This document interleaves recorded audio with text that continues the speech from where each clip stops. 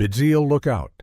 Tsela's scream was swallowed by the screech of collapsing metal as the faulty rail crane crushed his childhood friend against the Arizona desert floor, dust choking the twilight air, reeling with grief. Tsela confronted foreman Frank Morrison, demanding answers, only to be met with a chilling threat: keep quiet, or your family's land is mine. That night, under a star-heavy sky, Tsela found Nizhoni, his love battered and trembling, a blood-scrawled note clutched in her hand. Stay silent, or your family dies. Heart-pounding, he carried her to safety, his mother. Adsila's steady voice guiding them home as Tsela faced a brutal choice fight for justice, for Bidziil, and risk losing everything or let fear bury the truth. They took my sister, and I won't stop until she's home.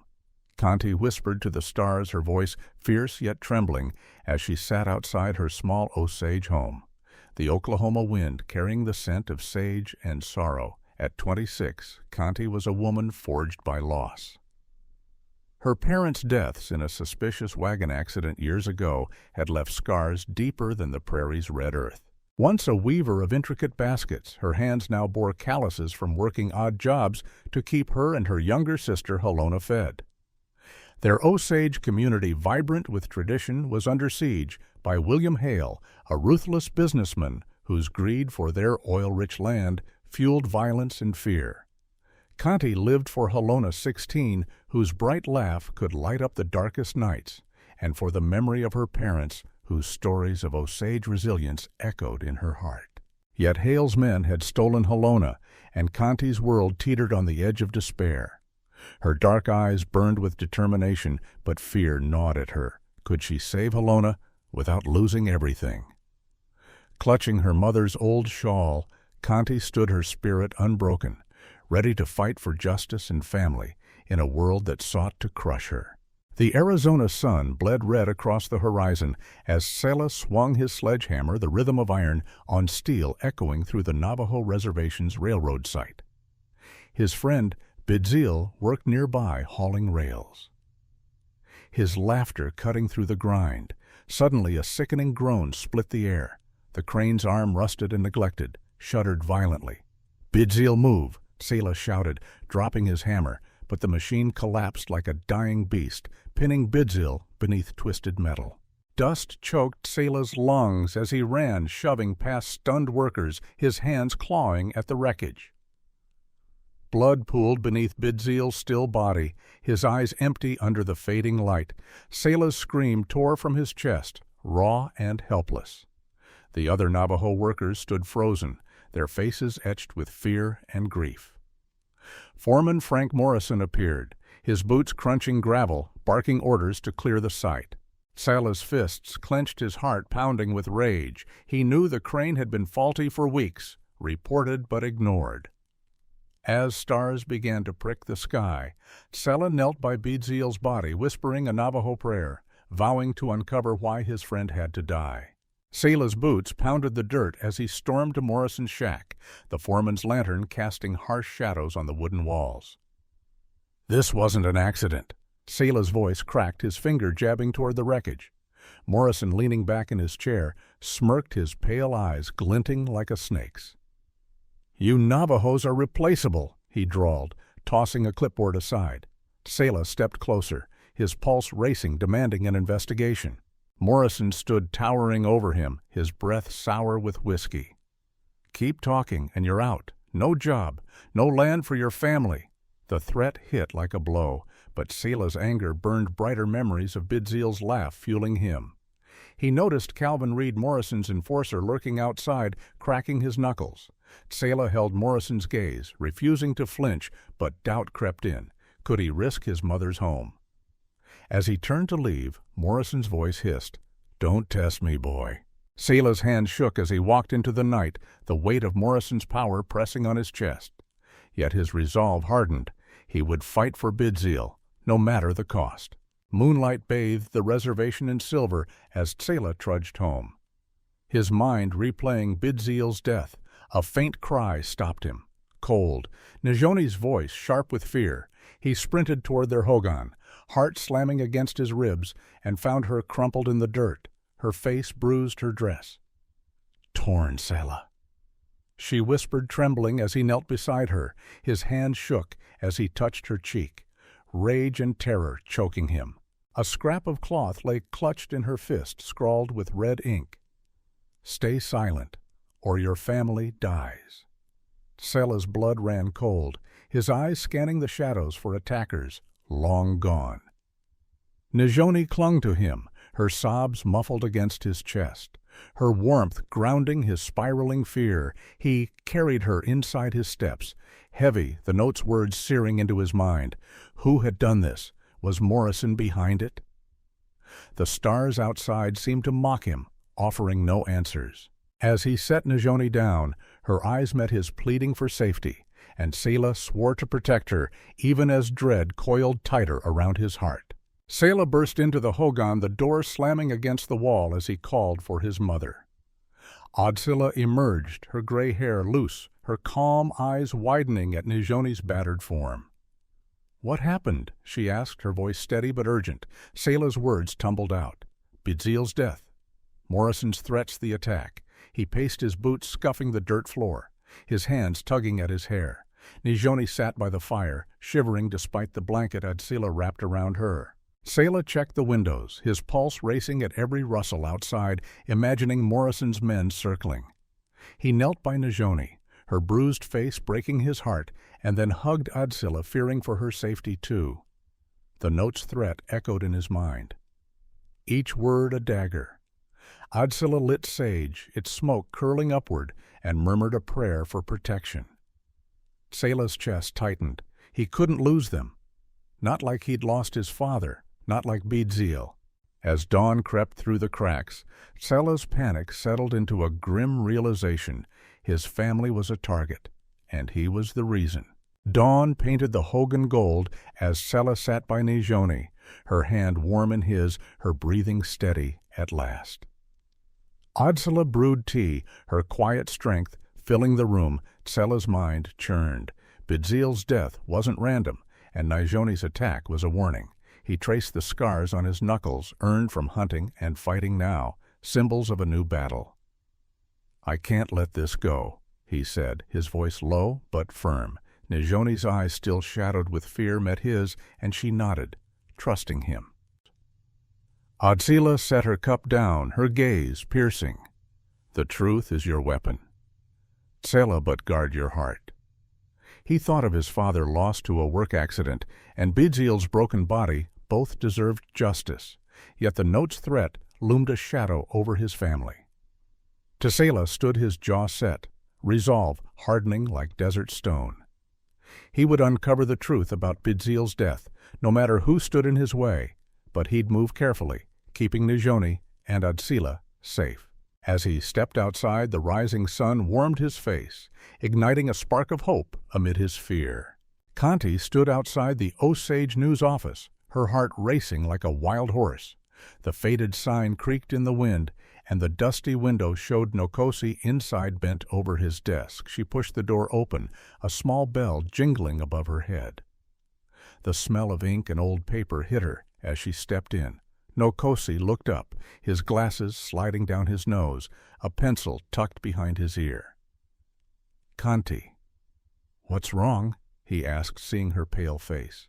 She sat in a rickety chair, her hands shaking as she gripped her skirt. "Nokosi? It's my brother Hale's men attacked him. I need help." Her voice broke, tears welling up. Nokosi frowned, setting his pen down on a stack of papers. "Hale's trouble, Kanti. I've heard rumors. Let me dig into it." He leaned forward, his voice soft but firm. Kanti nodded, wiping her eyes with her sleeve. "Thank you, Nokosi. You're my last hope."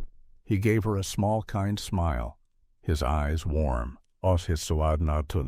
As she left, the sun glared down, but a tiny spark of hope flickered in her chest. A few days later, Kanti returned to the newspaper office. Nokosi locked the door behind her, the click loud in the quiet room. He pulled the blinds down, shadows falling across his desk. "Kanti, listen carefully," he whispered, his voice tight with worry. Hale has a group of enforcers. Roy Bunch leads them. Kanti's stomach twisted.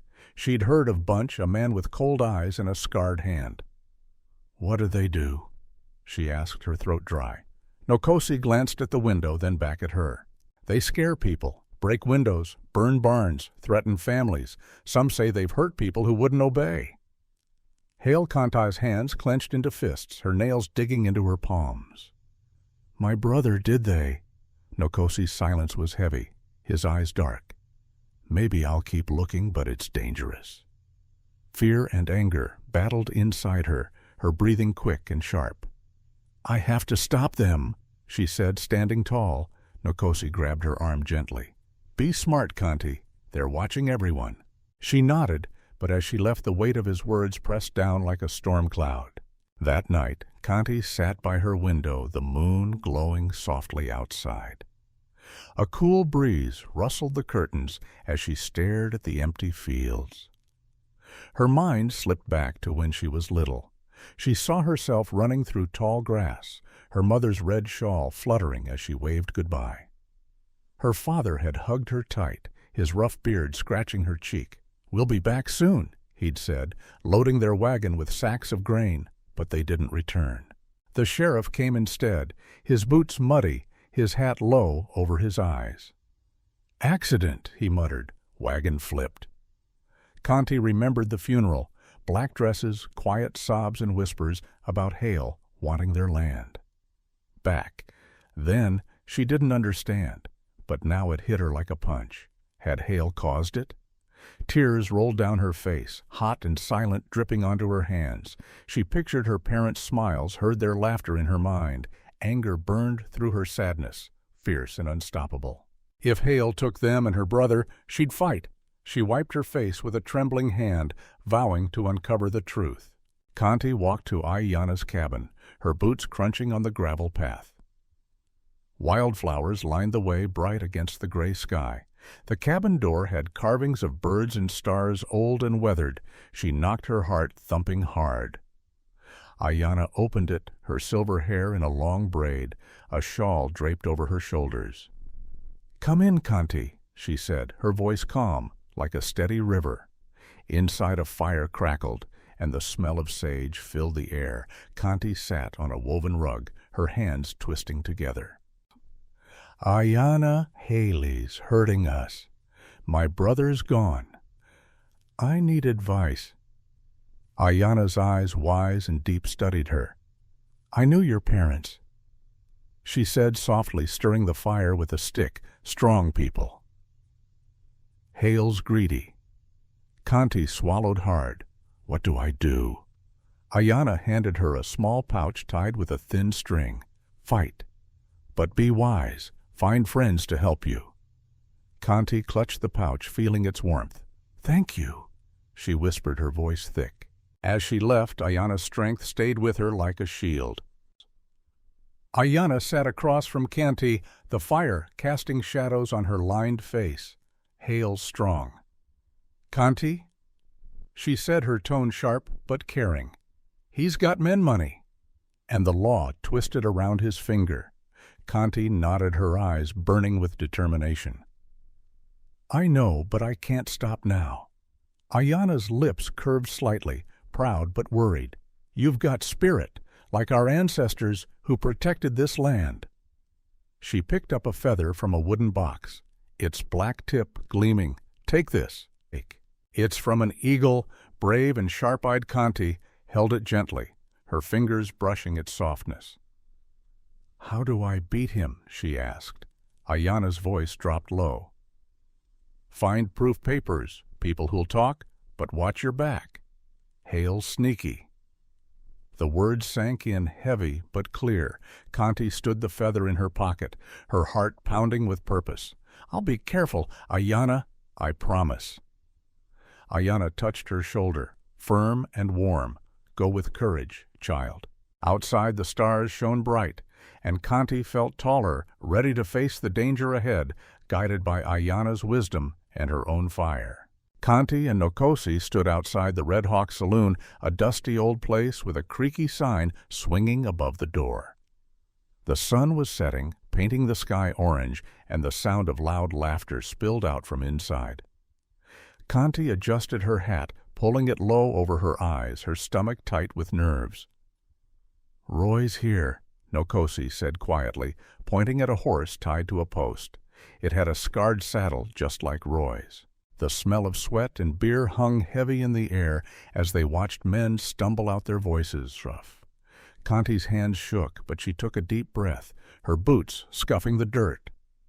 "I'm going in," she said, her voice firm despite the fear bubbling inside. Nokosi hesitated, his dark eyes worried, but he followed her. They crossed the street, the gravel crunching underfoot, and pushed open the saloon doors. Inside, the dim light flickered from oil lamps and the noise, shouting, clinking glasses, and a shaky piano tune. Hit them hard. Kanti scanned the crowd, her heart thumping, looking for Roy. Kanti saw him, Roy leaning back at a table, his muddy boots on a chair. A cigar hung from his mouth, smoke curling up past his scarred cheek.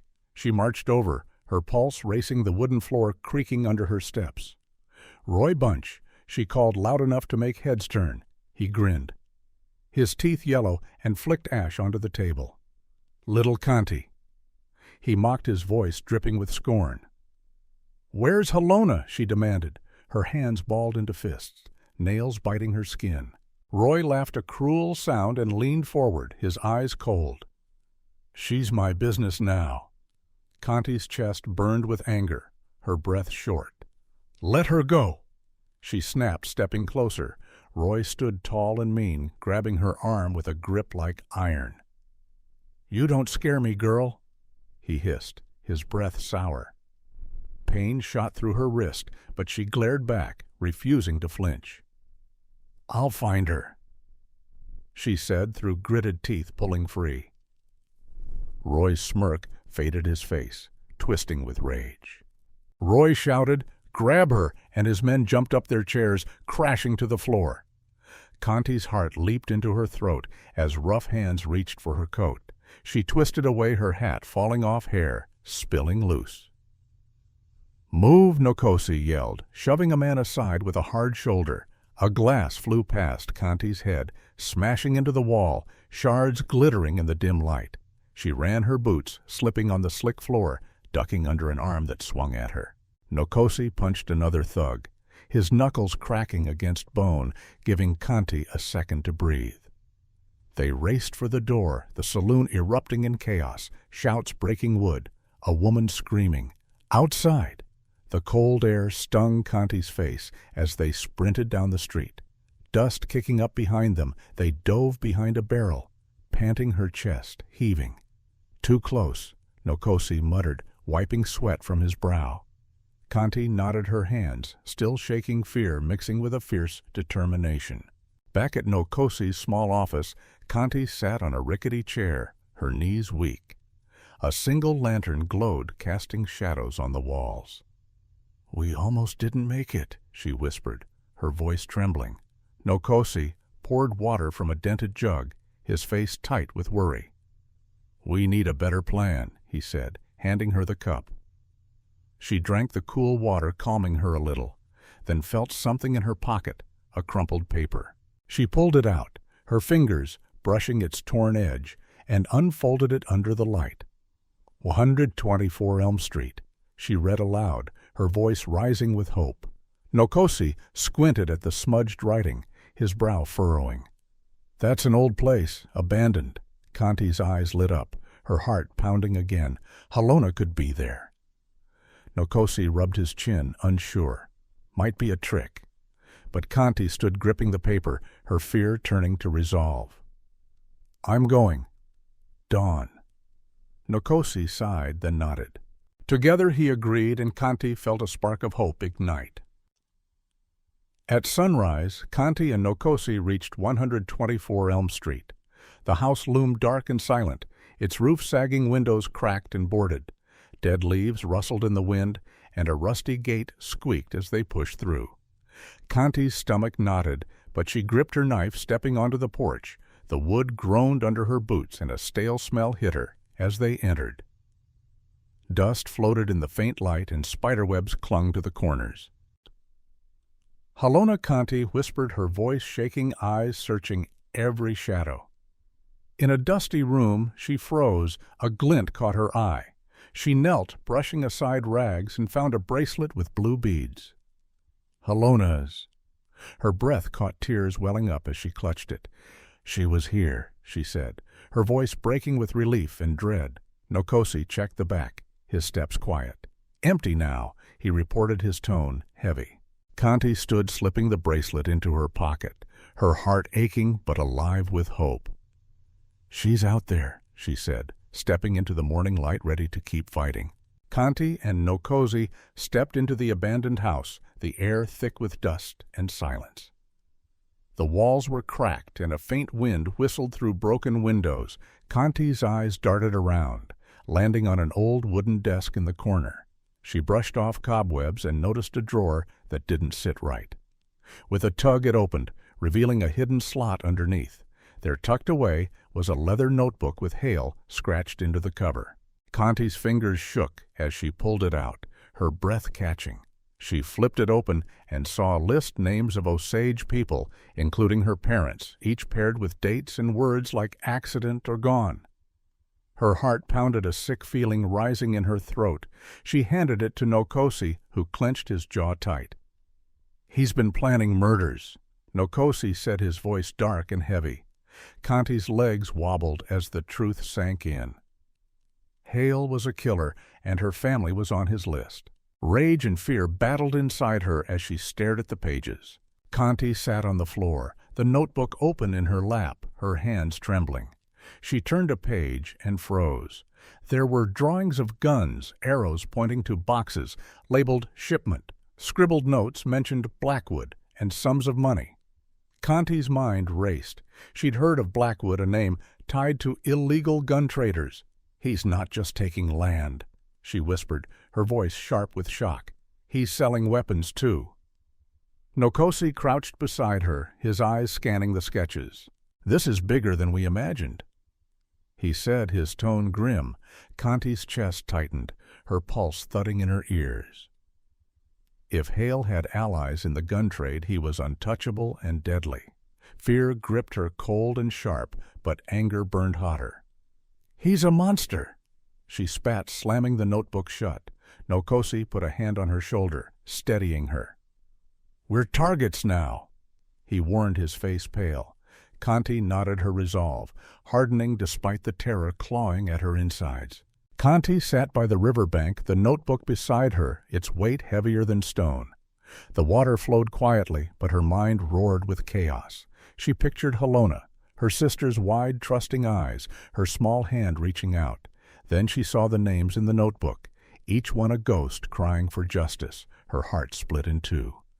"Halona needs me," she murmured, her voice breaking as tears stung her eyes. But her parents' words echoed, "Stand for what's right, protect the people." She clutched the grass, her knuckles, white guilt twisting her gut. "What if I can't save them all?" she whispered, imagining Halona alone and scared. A sob escaped her, raw and jagged. She wiped her face, breathing hard. "I'll get Halona first," she decided, her voice firm but trembling. "Then I'll fight." Hale. The river carried her tears away, but the pain stayed a heavy ache in her chest as she picked up the notebook and stood. Kanti met Nokosi in the woods, the trees whispering in the evening breeze. She clutched the notebook, her eyes red from crying. Nokosi leaned against a tree, his face serious. "We should send this to the city newspapers," he said, pointing at the notebook. "They'll send real investigators." Kanti's stomach dropped. "If Hale knows, he'll kill Halona," she said, her voice cracking with fear. Nokosi stepped closer, his brow furrowed. "He might do it anyway if we wait," he countered, his words sharp but gentle. Kanti's hands shook her mind. Spinning, she saw Halona's face again, felt the terror of losing her. "I can't lose her." "Nokosi?" she whispered, tears spilling over. He nodded, thinking fast. "Let's copy it," he said. "Keep the original, use the copy to negotiate." Kanti's breath steadied, a spark of hope igniting. "That might work," she said, wiping her eyes. They sat together, planning in the fading light, their voices low but determined. Kanti walked home under a starry sky, the notebook tucked under her arm. A shadow moved ahead, and she stopped, her heart racing. A woman in a black cloak emerged, her face sharp and calm. "I know about the notebook," the woman said, her voice smooth as water. "I can save your sister." Kanti's hand tightened on the notebook, suspicion flaring. "Who are you?" she snapped, stepping back. The woman's eyes glinted. "I'm with people who hate Hale. Give me the notebook, and Halona's free." Kanti's mind whirled. Hope clashed with doubt. "How do I trust you?" she asked, her voice hard. The woman tilted her head. "You don't have a choice," she replied, turning to leave. "Decide soon." She vanished into the dark, leaving Kanti alone. Her chest heaved, fear and possibility tangling inside her. She stared into the night, the notebook, a lifeline, and a curse in her hands, unsure of her next step. Kanti stood in front of Hale's huge house, her heart racing fast. The iron gates were tall and scary, making her feel small. She took a shaky breath, her hands cold and sweaty, then pushed the gates open with a loud creak. Her boots crunched on the gravel as she walked to the door, each step heavy with fear. Inside, the air smelled like cigars and old wood, making her nose wrinkle. A quiet servant took her to Hale's office, where he sat behind a big desk, his eyes sharp and mean. "Kanti, why are you here?" he asked, his voice smooth but cold, sending chills down her spine. She swallowed hard, her mouth dry, and said, "I'll keep quiet about the notebook if you give Halona back." Her voice shook, but she stood tall. Hale leaned back, smirking like a snake, and said, "You think you can make deals with me?" Kanti's stomach flipped, her fists tightening as she stared at him. "Please," she begged, her voice cracking with desperation. Hale's grin grew wider, his eyes dark and cruel, and he nodded slowly, making her hope and fear mix together. The room turned icy as Hale stood up, his shadow long and dark on the floor. "Roy?" He shouted, his voice cutting like a knife. "Roy!" Bunch walked in, his scarred face twisted into an ugly grin that made Kanti's skin crawl. "Teach her a lesson," Hale said calmly, like it was nothing. Then sat back down. Kanti's heart jumped. Her feet stuck to the ground as fear took over. Roy grabbed her arm hard, his fingers digging in, and pulled her outside to the empty courtyard. The sky was gray and heavy, matching the dread in her chest. "You're too brave, girl," Roy growled, slamming her against a stone wall. Pain exploded in her back, and she bit her lip to stay quiet. He raised his fist, his knuckles pale and rough, and hissed, "This is what you get for poking around." The punch hit her cheek like fire, her head spinning as blood filled her mouth. She stumbled, her legs weak, while Roy laughed a loud, mean sound that hurt her ears. He pulled his arm back again, ready to hit her more, and Kanti's heart pounded with terror. Kanti fell to the dirt, her face burning and wet with blood from her lip. Roy stood over her, big and frightening, his shadow blocking the light. Then a loud yell broke the silence. Nokosi's voice, angry and strong, shouting her name. He ran into the courtyard, his fists flying fast. Roy turned, caught off guard, and Nokosi's punch crashed into his jaw, making him stagger back. "Ruin Kanti!" Nokosi screamed, his eyes wild with worry. Kanti pushed herself up, her legs wobbly, and stumbled toward the gate, her breath fast and ragged. She heard thuds and grunts behind her. Nokosi fighting Roy, their struggle loud and fierce. She looked back once, seeing Nokosi wrestle Roy to the ground, and he yelled, "Go again!" his voice rough. Tears stung her eyes as she ran through the gate, her body aching, her chest tight with fear and thanks. She kept running down the street, her vision blurry, until she fell against a tree outside town, whispering, "Thank you, Nokosi," her voice soft and broken. Kanti limped into the Osage village, her face purple with bruises, her body sore. People stopped and stared, some shocked, some frowning with hard eyes. Whispers floated around her like buzzing flies. She's trouble. One woman said, her voice low and mad, Hale will come for us all. Another snapped, clutching her shawl tight. Kanti's heart sank. Her throat tight as she tried not to cry. She reached her little house where the elders waited, their faces stern and lined. Kanti, you're foolish, one said, his voice deep and cold. You're risking everything. Another added, shaking his head. She looked up, her eyes wet, and said, I'm fighting for Halona and to stop Hale. Her voice broke, but she meant every word. The elders glanced at each other unmoved, and one muttered, You're just a girl. Anger burned in her chest, mixing with hurt, and she clenched her fists. I won't stop, she said firmly, then turned and went inside, slamming the door hard, the bang ringing in her ears as she leaned against it alone. Ayyana's cabin glowed with firelight, the smell of sage warm and calming. She sat quietly, her eyes soft but steady. While Kanti stood there, her face swollen, her spirit, they don't believe in me, Kanti said, her voice shaking with sadness. Ayyana nodded, her silver hair shining, and said, Fear blinds them, but you're strong, like your mother. Kanti's eyes watered, her mother's face flashing in her mind, a sweet but painful memory. I don't know if I can keep going, she whispered, her hands trembling. Ayyana stood and put her hands on Kanti's shoulders, her touch firm and kind. You're not alone, she said, her voice warm and sure. We'll find the brave ones.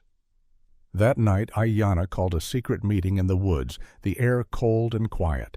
People came with hoods up, hiding their faces, and Ayyana spoke loud and clear. Kanti's fighting for us all. We need to help her. Voices murmured, Yes. And Kanti's heart lifted, a tiny light of hope glowing inside her as she stood taller, feeling less alone. Kanti stood in the quiet garden behind the church, hidden by shadows. Her heart beat fast, thumping in her chest. The air smelled sweet with roses, but she couldn't relax. Every rustle of leaves made her think Hale's men were near. She pulled her shawl tighter, her fingers cold. Then a woman in a dark cloak stepped into the moonlight, Margaret Hale, her face pale and tired, her eyes red from crying. Mrs. Hale? Kanti whispered, stepping closer. Margaret nodded, her hands twisting the edge of her cloak. I had to come, she said, her voice soft and shaky. My husband, he's hurt your people. I feel so guilty. Kanti's eyes widened. You know what he's done? Margaret looked down, tears falling. Yes, I can't live with it anymore. Kanti felt hope stir inside her, but she was careful. Why, tell me now. Margaret lifted her head, her voice breaking. I want to help you, but I'm scared of him. Kanti touched her arm gently. Please help me save my sister. Margaret nodded. Meet me here tomorrow night. Then she left, leaving Kanti alone in the chilly garden, wondering if she could trust her. Margaret sat alone in her parlor, the room lit only by a small lamp. The clock ticked loudly, each sound like a hammer in her head. On the table was Halona's bracelet, its beads dull in the dim light. She'd found it in Hale's desk. She picked it up, her fingers shaking, and thought of Halona's scared face when she was taken. The memory made her chest hurt. I can't keep quiet, she whispered, her voice trembling, but fear stopped her. Hale's anger was like a storm, wild and dangerous. She stood and walked back and forth, her silk dress brushing the floor. The walls felt too close, trapping her. She stopped by the window, staring at the dark, empty street. Kanti was out there waiting for her. Margaret gripped the bracelet hard. I have to stop him, she said, trying to be brave. But then she thought, what if he catches me? I'm nothing to him. She fell into a chair, her hands covering her face. Tears wet her cheeks, soaking the bracelet. Please give me courage. She prayed, her heart heavy with guilt and fear. Kanti reached the garden early, hiding behind a big bush. The moon glowed bright, lighting up the flowers in silver. She held her breath, waiting, her hands sweaty. Then Margaret came, her face tight with worry, her shawl pulled close. "Did anyone follow you?" Kanti asked quietly. Margaret shook her head. "I was careful." Kanti stepped closer. "I need to know where Halona is. Please tell me." Margaret chewed her lip, her eyes scared. "There's a cabin near the old mill in the woods. Hale goes there." "I think she's there." Kanti's heart jumped. She had a clue now. "Thank you," she said. "I'll keep you safe. No one will know." Margaret grabbed her hand, her voice sharp.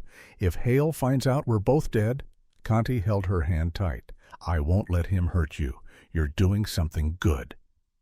Then a twig snapped in the dark. They both froze, staring into the shadows. "Just an animal," Kanti said, but her heart raced. Margaret's face went white. "I have to go." "Be careful," she said, then ran off. Kanti stayed her mind spinning. A cabin in the woods. She had a plan, but it felt dangerous. Hale sat at the dinner table, slicing his steak. Slowly, his knife glinting.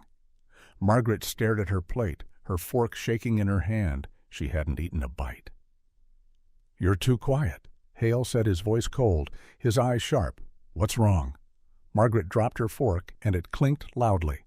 Nothing," she lied, her throat tight. Hale leaned closer.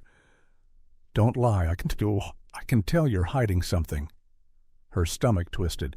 "I'm just tired," she said weakly. Hale's face turned hard. "Have you talked to that Osage girl, Kanti?" Margaret's breath stopped. He knew She started but couldn't finish.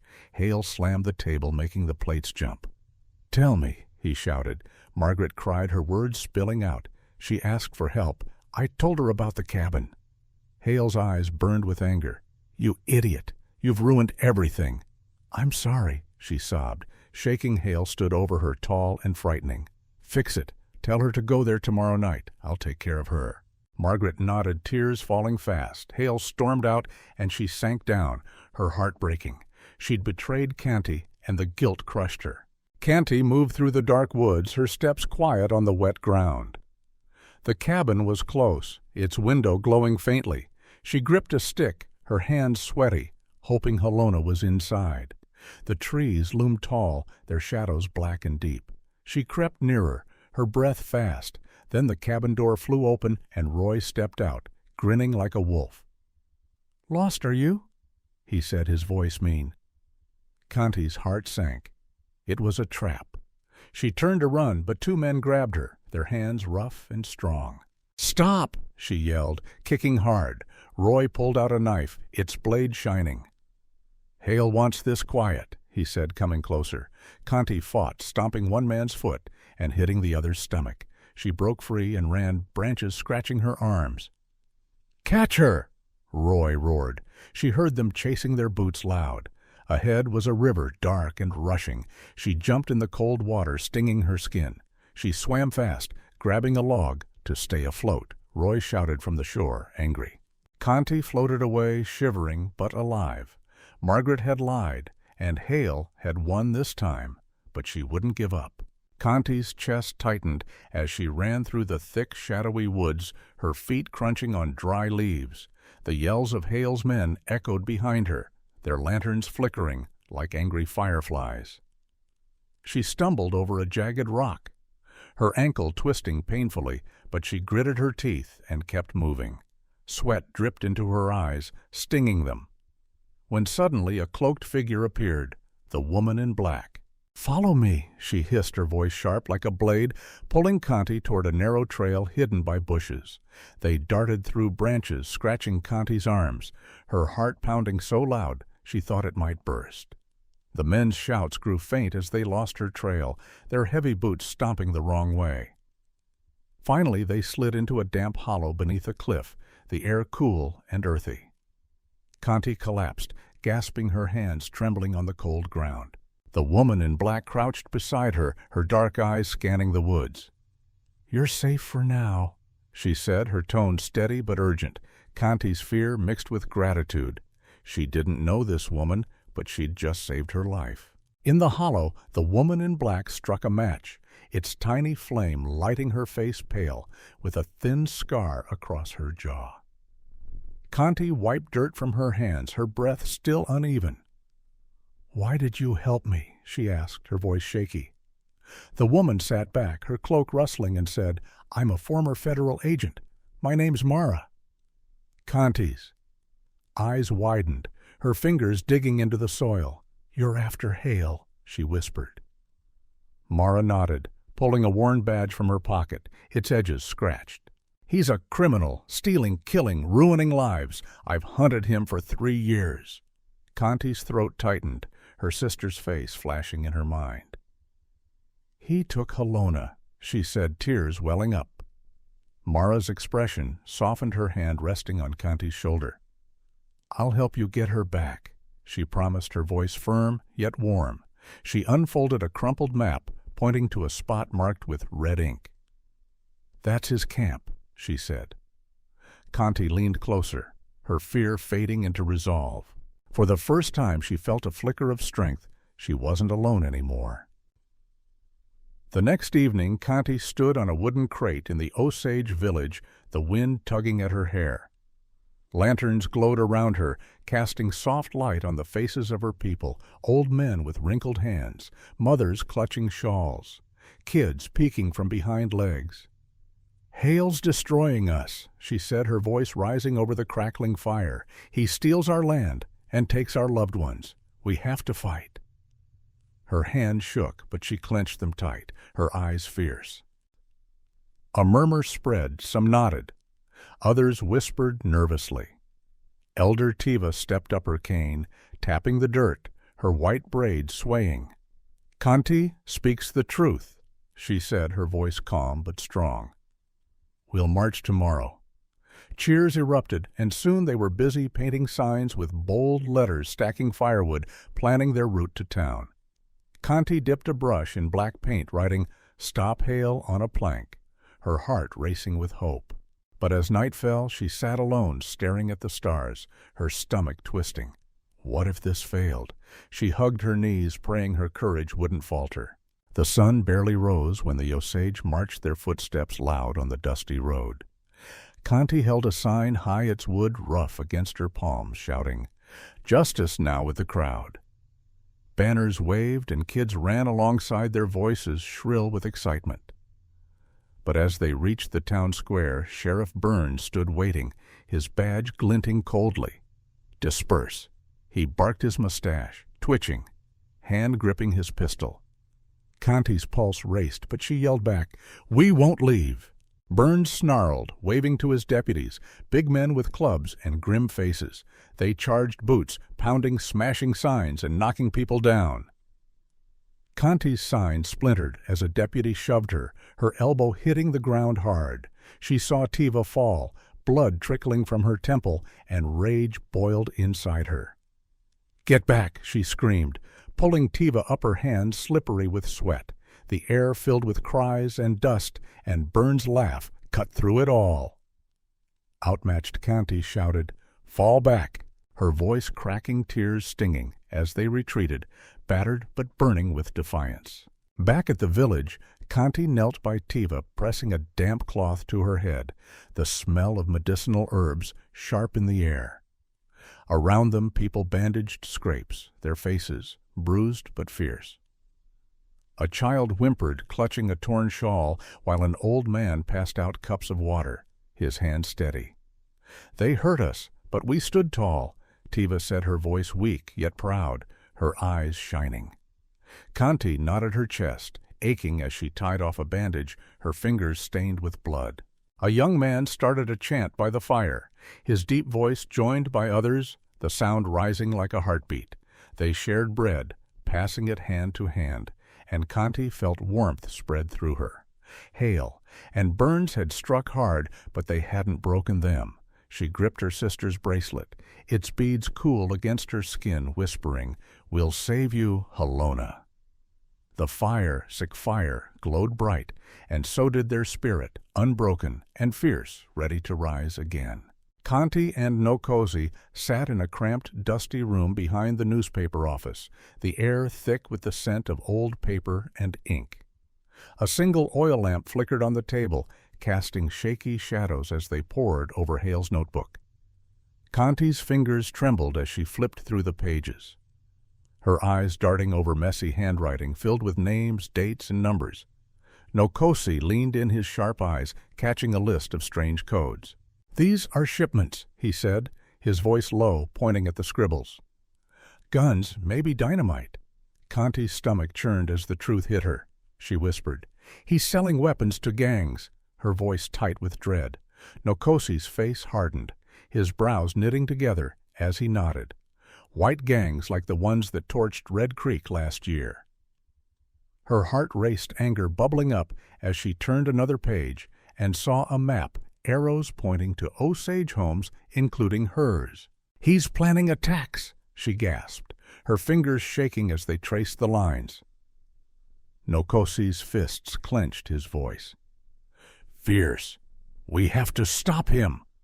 Kanti's fear turned to steel. She nodded, determined to fight back. Kanti hunched over the notebook, the dim lamplight straining her eyes as she squinted at the pages. She froze when she saw familiar names: Sheriff Burns, Judge Harlan, and the mayor written in Hale's sharp scrawl, each paired with large sums of money. "He's paying them," she said, her voice quivering with shock and betrayal. Nokosi's face paled, his jaw locking tight as he muttered, "That's why no one stops him." Kanti's mind spun, piecing it together. Burns dismissing their pleas, Harlan tossing out their cases, all shielding Hale.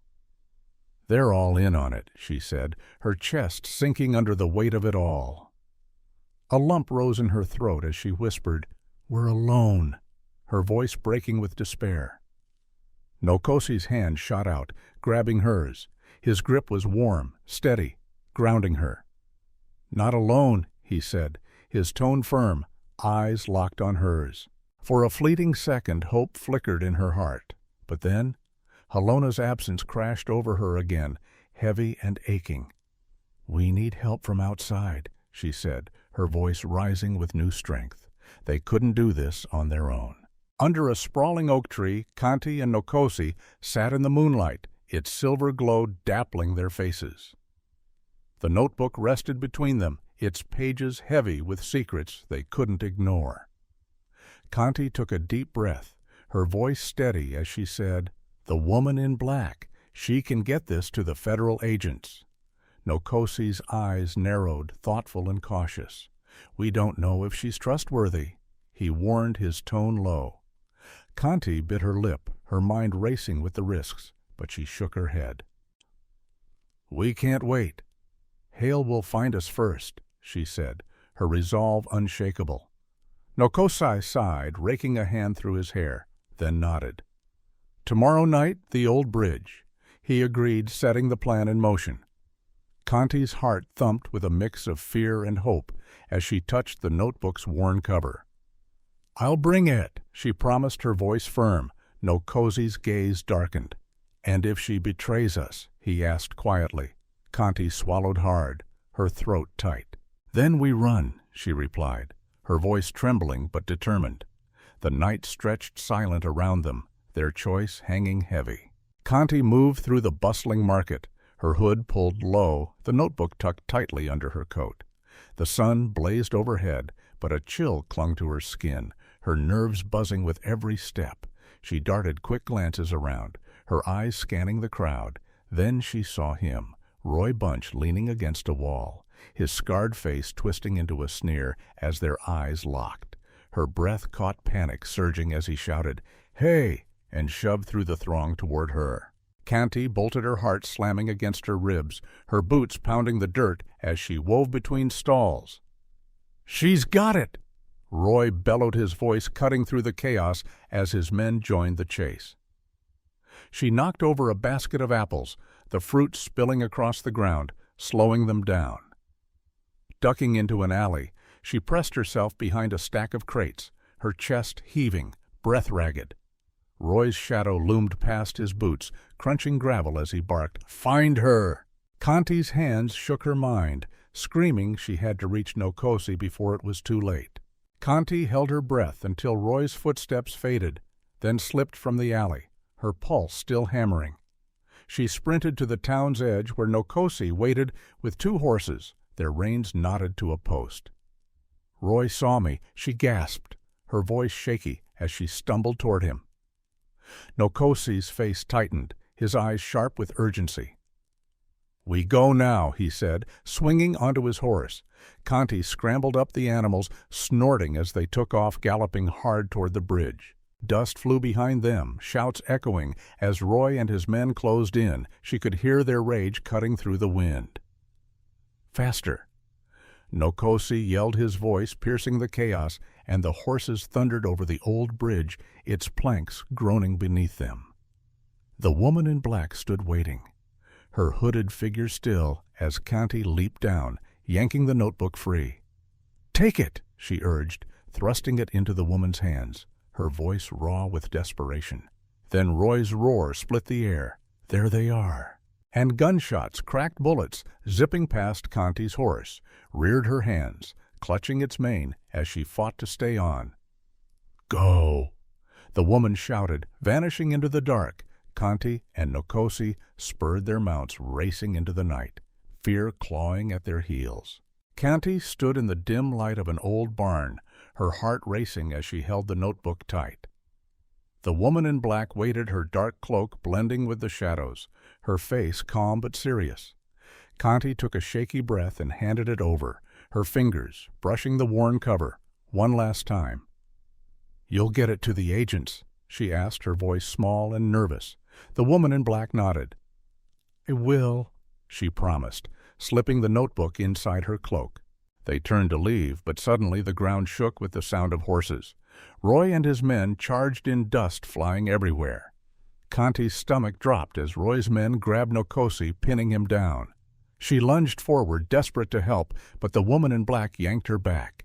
"No time," she snapped, pulling Kanti toward their horses. Kanti's eyes filled with tears as Nokosi shouted, his voice fading as they rode away.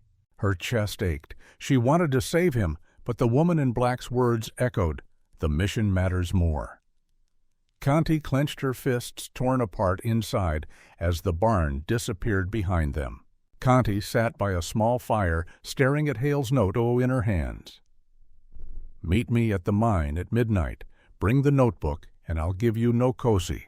For Halona," it said, her gut twisted. Something felt wrong. She looked up at Aiyana and the woman in black, their faces lit by the flickering flames. "It's a trap, isn't it?" she asked, her voice shaking. Aiyana frowned. "Hale can't be trusted," she said firmly. The woman in black nodded. "He'll take the notebook and keep them both," she warned. Kanti bit her lip, fear and anger mixing inside her. "But I can't leave them," she whispered, her hands trembling. She stood up, her mind made up. "I'll go anyway," she said, her voice growing stronger. "We'll need help," Aiyana said, standing too. "I'll get the Osage warriors." Kanti felt a spark of hope, though her heart still pounded with worry.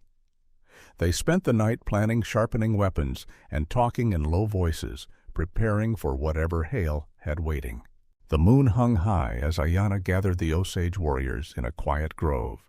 Their faces were stern, their eyes bright with courage. Kanti stood beside Aiyana, her nerves buzzing. "Hale has Nokosi and Halona." She explained, her voice steady despite her fear. "We need to save them, but it won't be easy." The warriors listened, nodding, their hands resting on knives and guns. Aiyana stepped forward, her voice loud and clear. "We fight for our people," she said, her words like fire.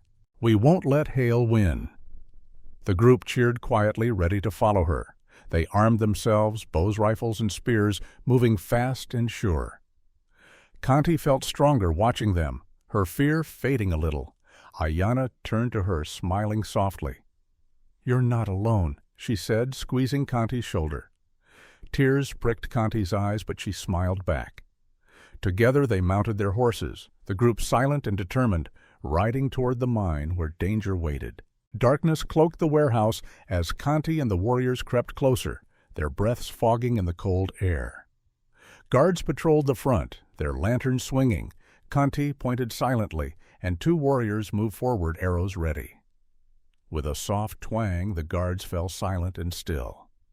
Kanti's heart raced as she led her team inside the door, creaking loudly in the quiet. The warehouse smelled of damp wood and metal, its halls dark and narrow. They searched room after room, tension thick in the air. Finally, Kanti pushed open a rusty door and saw Halona tied up her face, bruised but alive. "Kanti," Halona gasped, her voice weak. Kanti rushed over, cutting the ropes, her hands shaking with relief. "I've got you," she said, hugging her sister tight. Halona's tears soaked Kanti's shirt as she whispered, "Thank you." They stood ready to run, but Kanti knew the fight wasn't over. She gripped Halona's hand, leading her back through the shadows, every step heavy with danger. Kanti and Halona reached the warehouse door, but Roy stepped out, his grin wicked and cold. "Not so fast," he growled, cracking his knuckles. Kanti pushed Halona behind her, her heart thumping hard. "Let us go," she said, her voice firm despite the fear. Roy laughed. "You're weak." He spat, lunging at her. Kanti dodged, swinging her fist into his side. He roared, hitting back his punch, slamming into her shoulder. Pain shot through her, but she kept fighting, ducking and striking fast. Roy grabbed her, throwing her down, and for a moment she couldn't move. Then she remembered Ayanna's words. The warrior's strength, she wasn't alone. With a yell, she rolled free, grabbing a metal bar. She swung it hard, smashing it against Roy's head. He fell, groaning, defeated. Kanti stood over him, breathing hard, her body bruised but unbroken. Halona ran to her, hugging her tight. "You're so strong," she said, her voice full of love. Kanti smiled, exhausted but free. "Let's go," she said, and they ran into the night safe at last. Kanti's heart pounded as she crept through the dark, damp cellar where Halona was held. The air smelled of mold and fear, and the only light came from a flickering lantern on the wall. Her boots scraped softly against the stone floor, each step echoing like a drum in the silence. She spotted Halona curled in a corner, her small body trembling, her face streaked with dirt and tears. Kanti's breath caught. Her sister looked so fragile, so broken. "Halona," she whispered, kneeling beside her. Halona flinched, her wide eyes darting around in terror, not recognizing Kanti at first.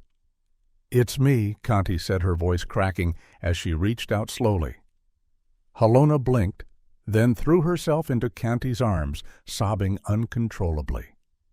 Kanti held her tight, feeling Halona's thin frame shake against her. Relief flooded through Kanti, but so did a deep sadness. Halona's spirit seemed shattered. "I've got you now," Kanti murmured, stroking her sister's hair, her own tears falling. She noticed bruises on Halona's arms and a cut on her cheek, anger flaring inside her, but for now she had to get them out. She stood, lifting Halona gently, and whispered, "We're going home." Halona clung to her, silent and trembling, as they slipped into the shadows. The night was thick with tension as Kanti and Halona reached the edge of the warehouse. Suddenly, Roy's men burst from the darkness, their shouts cutting through the air like knives. Kanti's heart leaped into her throat. She pushed Halona behind her, gripping a wooden plank as a weapon. But before she could move, Nokosi charged forward, his face fierce with determination. "Run!" he yelled, swinging at the nearest thug. The sound of fists hitting flesh and grunts of pain filled the air. Kanti hesitated, her eyes locked on Nokosi as he fought bravely, but there were too many. One man slammed a club into Nokosi's side, and he crumpled to the ground, blood staining his shirt. "No!" Kanti screamed, her voice raw with panic. She rushed to him, dropping to her knees, her hands shaking as she pressed against the wound. Nokosi's face was pale, his breath ragged, but he managed a weak smile. "Go, save her," he whispered, his voice barely audible. Tears streamed down Kanti's face as she clutched his hand, guilt and gratitude tearing her apart. "I'm so sorry," she sobbed, her chest aching, but the men were closing in again. She had to leave him. With a final desperate look, she pulled Halona away, her heart breaking with every step. Kanti sat in a small, dimly lit room, her hands trembling as she held a cup of water. The woman in black stood by the window, her dark cloak blending with the shadows. "Hale's been under federal watch for months," she said, her voice calm but firm. "Smuggling, extortion, murder, he's slippery, but your notebook is the final piece." Kanti's eyes widened, a flicker of hope cutting through her exhaustion. "They'll arrest him," she asked, her voice hoarse. The woman in black nodded. "Agents are moving in tonight. The notebook ties him to everything. Your parents, the Osage murders, the weapons." Kanti's breath hitched, relief washing over her like a wave. She thought of her parents' faces, their unjust deaths finally avenged. But then she remembered Nokosi's pale face, his blood on her hands, and her chest tightened again. "What about Nokosi?" she whispered, her voice breaking. The woman in black's gaze softened. "He's with our medic. He's strong. He'll make it." Kanti nodded, clinging to that hope, her heart still heavy but lighter with the promise of justice. "Thank you," she said, her voice thick with emotion. The woman in black gave a small, reassuring smile before slipping out, leaving Kanti to her thoughts. Kanti watched from a hill as federal agents swarmed Hale's mansion, their lanterns bobbing like fireflies in the dark. The night air was crisp, and the sound of shouts and breaking glass echoed up to her. She clutched Halona's hand, her sister's small fingers cold and trembling. Hale was dragged out, his face twisted with rage, his fine suit rumpled and dirty. "You can't do this," he bellowed, struggling against the agent's grip. But they shoved him into a wagon, his curses fading as the doors slammed shut. Kanti's heart pounded with a mix of triumph and disbelief. It was finally over. She turned to Halona, who stared wide-eyed, her face pale. "He's gone?" Kanti said softly, squeezing her hand. Halona nodded, but her eyes were distant, still haunted. Kanti pulled her into a hug, feeling the weight of everything they'd lost and gained. As the wagon rolled away, Kanti felt a burden lift from her shoulders, but she knew the scars would remain. Still, justice had been served, and that was a start. She looked up at the stars, whispering a silent thank you to her parents, wherever they were.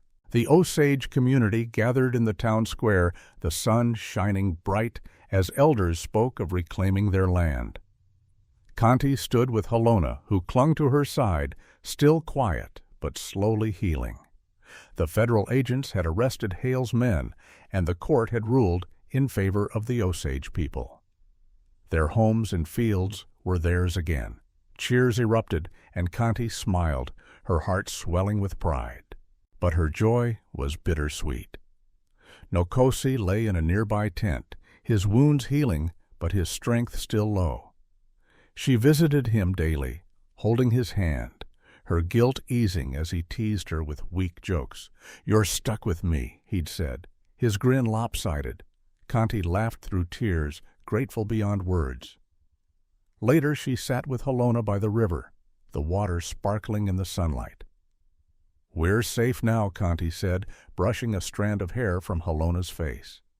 Halona nodded, a small smile breaking through her sadness. "I know," she whispered.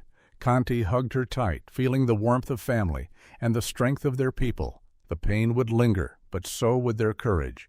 Together they'd rebuild stronger than before.